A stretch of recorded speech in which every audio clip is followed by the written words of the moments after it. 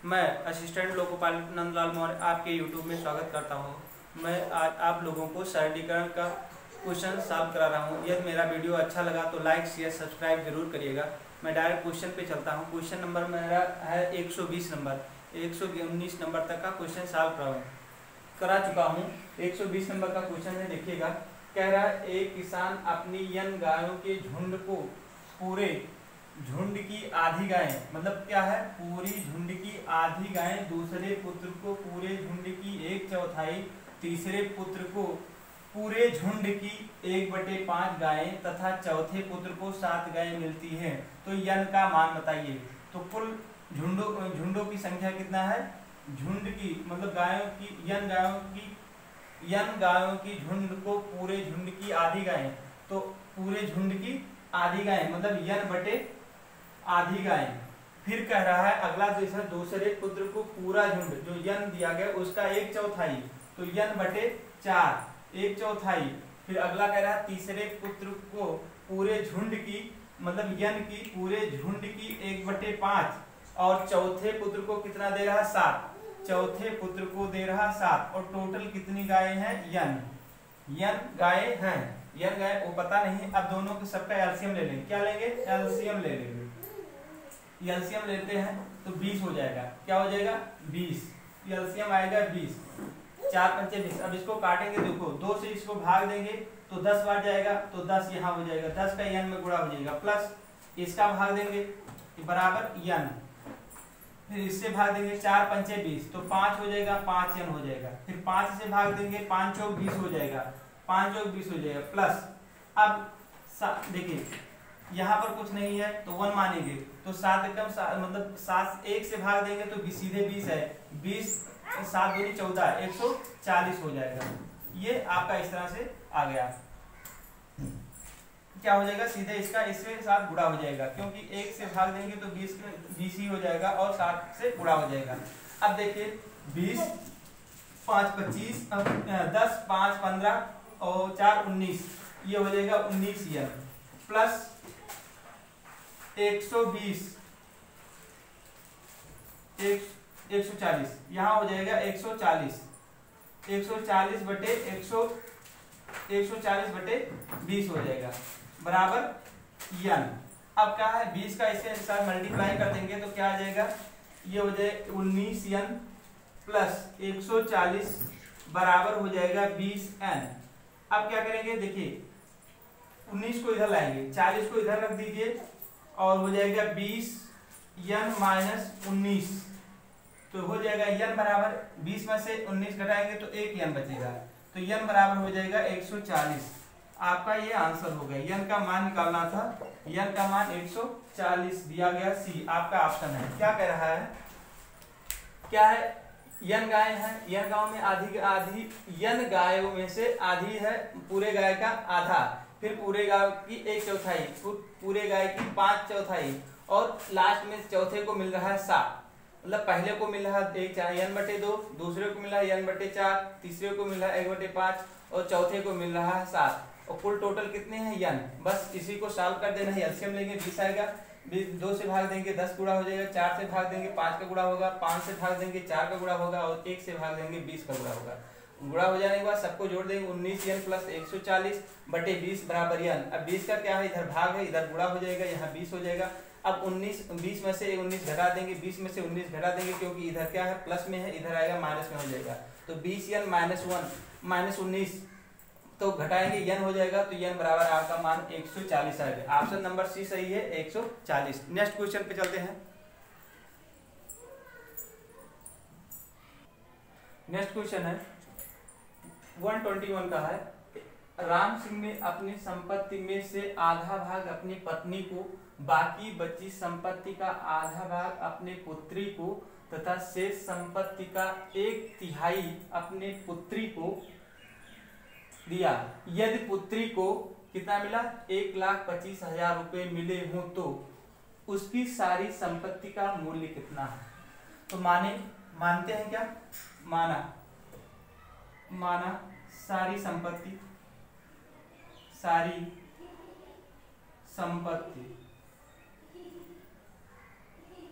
सारी संपत्ति कितनी है, x मान लेते हैं।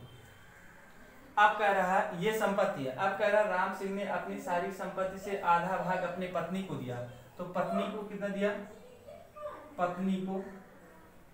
पत्नी को आधा भाग दे दिया, आधा भाग दे दिया। अब बचा कितना, शेष कितना बचा हुआ है, शेष बचा हुआ है आपका x/2। अब कितना बचा है, शेष 1/2 बचा हुआ। अब कह रहा है अपने पत्नी को, अब बाकी बची संपत्ति का आधा भाग अपने पुत्र को। अब इसका जो आधा भाग, इसका क्या है आधा, इसको आधा कर दीजिए, इसको क्या करेंगे आधा कर देंगे, इसको 2 से अगर भाग डिवाइड कर दें तो आपका कितना हो जाएगा x/4,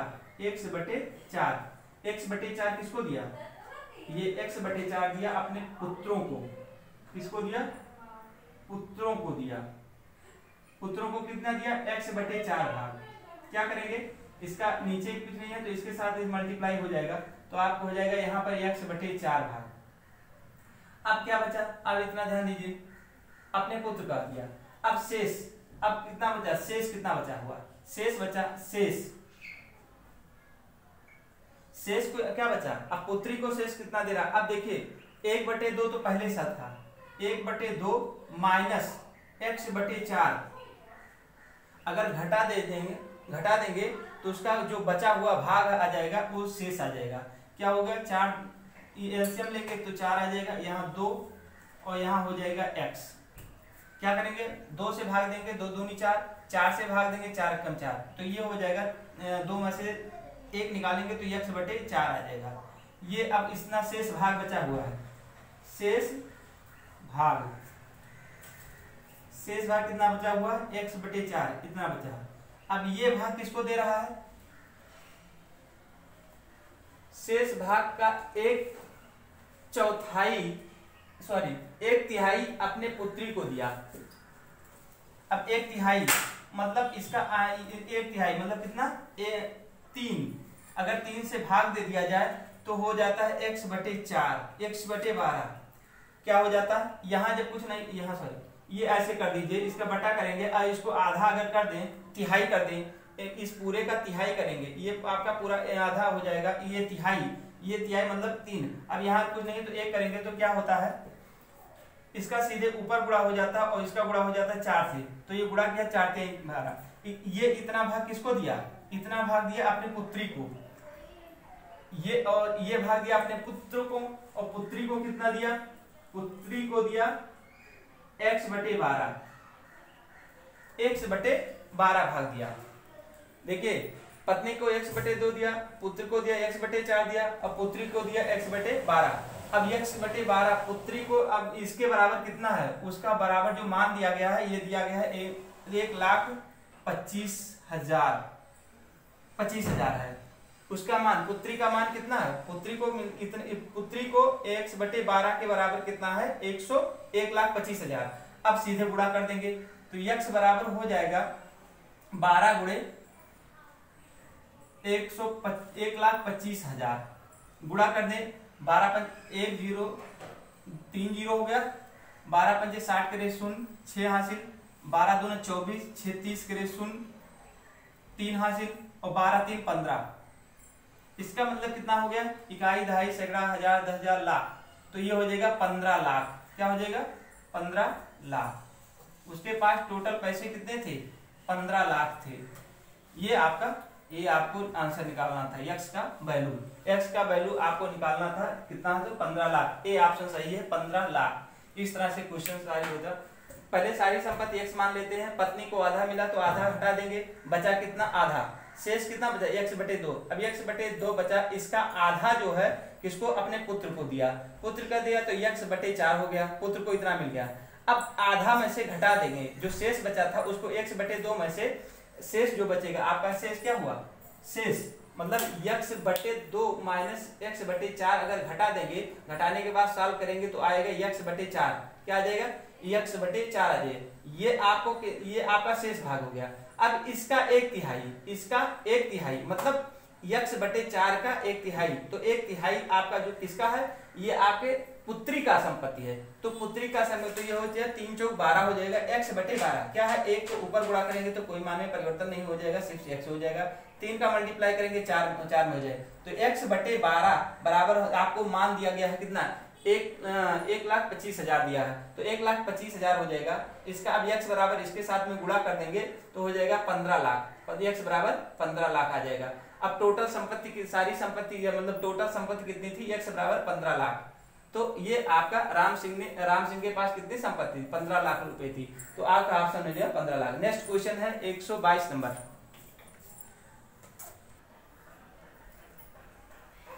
हाँ फ्रेंड देखिएगा क्वेश्चन 122 नंबर का क्वेश्चन है। एक फल विक्रेता कुल सेबों की संख्या का आधा तथा एक सेब पहले ग्राहक को दूसरे शेष का 1/3 तथा एक सेब दूसरे ग्राहक को तथा शेष का 1/5 तथा एक सेब तीसरे ग्राहक को बेचता है। इसके बाद उसके पास 3 सेब बच जाते हैं। प्रारंभ में उसके पास कुल कितने सेब हैं, तो देख लीजिएगा। प्रारंभ में उसके पास मान लीजिए प्रारंभ में सेब की संख्या सेब की संख्या कितनी है, संख्या मान लेंगे x, क्या मानते हैं x। अब ध्यान दीजिएगा x मान लिया। अब पहले ग्राहक को, पहला ग्राहक मान लीजिए पहला ग्राहक है, पहले ग्राहक का कह रहा है कुल सेबों की आधा, मतलब कह रहा है पहले ग्राहक को कुल सेबों की आधा, और फिर कह रहा है प्लस 1 सेब पहले ग्राहक को देता है, प्लस 1 सेब पहले ग्राहक को दे देता है। ये आपका पहला पॉइंट हो गया।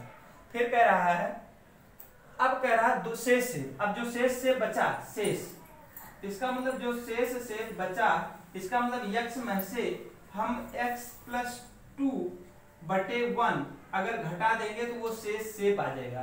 तो शेष सेब क्या हो जाएगा, 2 में से ये हो जाएगा 2x - x प्लस